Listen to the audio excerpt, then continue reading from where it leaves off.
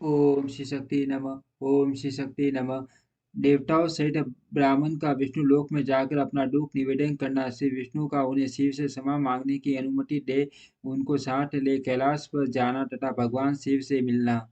नारद जी ने कहा, विराट महाप्रज्ञ, आप शिव तत्व का साक्षात्कार करने कराने वाले हैं। आपने यह बड़ी अद्भुत एवं रमणीय शिव लीला सुनाई है। अर्थात वीरभद्र जब दक्ष के यज्ञ का विनाश करके कैलाश पर्वत पर चले गए तब क्या हुआ, यह हमें बताइए। ब्रह्मा जी बोले, नारद, रुद्र देव के सैनिकों ने जिनके अंग भंग कर दिए थे, वे समस्त पराजित देवता और मुनि उस समय मेरे लोक में आए। वहाँ मुझे स्वयंभू को नमस्कार करके सबने बारंबार मेरा स्तवन किया। फिर अपने विशेष क्लेश को पूर्ण रूप से सुनाया। उसे सुनकर मैं पुत्र शोक से पीड़ित हो गया और अत्यंत व्यग्र हो व्यतीत शीत से बड़ी चिंता करने लगा। फिर मैंने भक्ति भाव से भगवान विष्णु का स्मरण किया।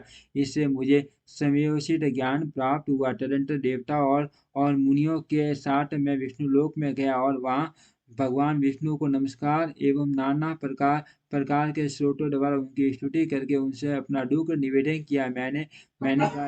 मैंने कहा, देव, जिस तरह भी यज्ञ पूर्ण हो, यजमान जीवित हो और समस्त देवता तथा मुनि सुखी हो जाए, वैसा उपाय कीजिए। देव हे रमानाथ, देव सुखदायक विष्णु, हम देवता और मुनि निश्चय ही आपकी शरण में आए हैं। मुझ ब्रह्मा की यह बात सुनकर भगवान लक्ष्मीपति विष्णु, जिनका मन सदा शिव में लगा रहता है और जिनके हृदय में कभी दीनता नहीं आती, शिव का स्मरण करके इस प्रकार बोले।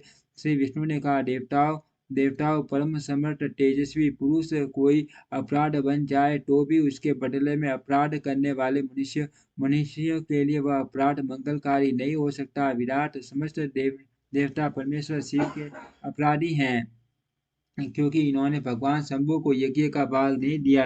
अब तुम सब लोग शुद्ध हृदय से शीघ्र ही प्रसन्न होने वाले उन भगवान शिव के पैर पकड़कर उन्हें प्रसन्न करो, उनसे क्षमा मांगो। जिन भगवान के कुपित होने पर यह सारा जगत नष्ट हो जाता है तथा जिनके शासन से लोकपालों सहित यज्ञ का जीवन शीघ्र ही समाप्त हो जाता है, वे भगवान महादेव इस समय अपनी प्राण बल्लभा सती से बिछुड़ गए हैं तथा अत्यंत दुरात्मा दक्ष ने अपने दुर्वसन रूपी बाणों से उनके हृदय को पहले से ही घायल कर दिया है। अतः तुम लोग शीघ्र ही जाकर उनसे अपने अपराधों के लिए क्षमा मांगो। विदे, तुम उन्हें शांत करने का केवल यही सबसे बड़ा उपाय है। मैं समझता हूँ ऐसा करने से भगवान शंकर को संतोष होगा। यह मैंने सच्ची बात कही। ब्राह्मण, मैं मैं भी तुम सब लोगों के साथ शिव के निवास स्थान पर चलूंगा और उनसे क्षमा मांगूंगा। देवता आदि सहित मुझ ब्रह्मा को इस प्रकार आदेश देकर श्री हरि ने देवगणों के साथ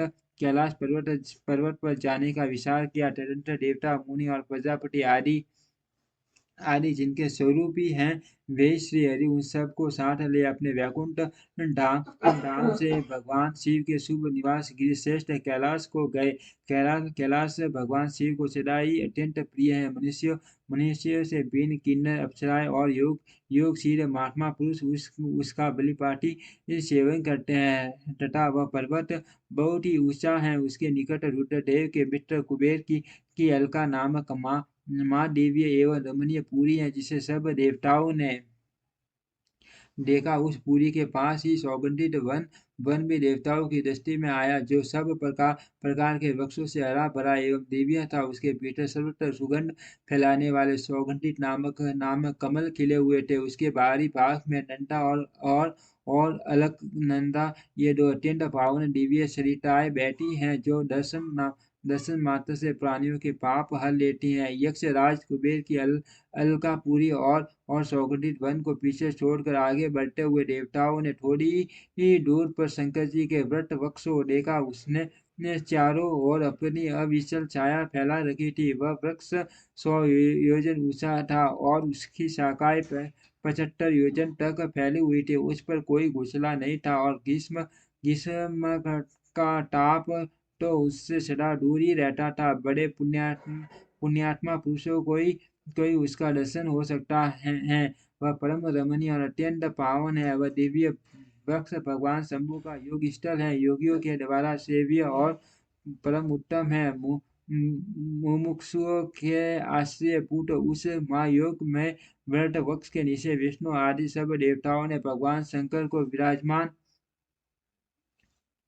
देखा। मेरे पुत्र पुत्र माँ सीधी सनकादि जो सदा शिव भक्ति में तत्पर रहने वाले और शांत हैं, बड़ी प्रसन्नता के साथ उनकी सेवा में बैठे थे। भगवान शिव का श्री विग्रह परम शांत दिखाई देता था। उनके सखा कुबेर जो ग्रहों को और राक्षसों के स्वामी हैं, अपने सेवक गणों गणों तथा कुटुंबी जनों के साथ सदा विशेष रूप से उनकी उनकी सेवा किया करते हैं। वे परमेश्वर शिव उस परम समय तपस्वी जनों परम प्रिय लगने वाला सुंदर रूप धारण किए बैठे थे।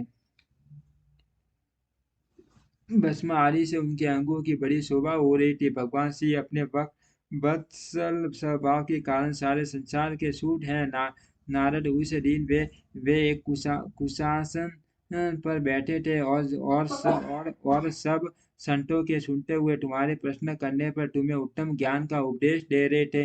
वे बायां शरण अपनी दाई जांग पर और बायां हाथ बाएं घुटने पर रखे कलाई में रुद्राक्ष की माला डाले सुंदर तर्क मुद्रा से विराजमान थे। इस रूप में भगवान शिव का दर्शन करके उस समय विष्णु आदि सब देवताओं ने दोनों हाथ जोड़ मस्तक झुकाकर तुरंत उनके चरणों में प्रणाम किया। मेरे साथ भगवान विष्णु को आया देख सत पुरुषों के आश्रयदाता भगवान रुद्र उठकर खड़े हो गए और उन्होंने सिर झुकाकर उन्हें प्रणाम भी किया। फिर विष्णु आदि सब देवताओं ने जब भगवान शिव को प्रणाम कर लिया तब उन्होंने मुझे नमस्कार किया। ठीक उसी तरह जैसे लोगों को उत्तम गति प्रदान करने वाले भगवान विष्णु प्रजापति कश्यप को प्रणाम करते हैं। तत्पश्चात से देवताओं सिद्धों गणाधीशों और महर्षियों से नमस्कार तथा स्वयं भी श्री विष्णु को एवं मुझको नमस्कार करने वाले भगवान शिव से श्री हरि ने आदर पूर्वक वार्तालाप आरंभ किया। ओम श्री शक्ति नमः।